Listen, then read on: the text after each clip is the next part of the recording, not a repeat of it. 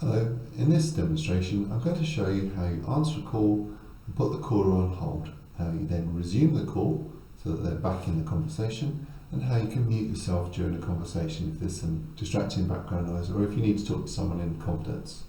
Without further ado, let's call the Bria desktop out. First of all, let's answer the call. While we're in the call, we have these options to pause, which will put the caller on hold. When we put them on hold, the caller can hear hold music. If you want to resume the call, just press the play button, and now we're back on the call.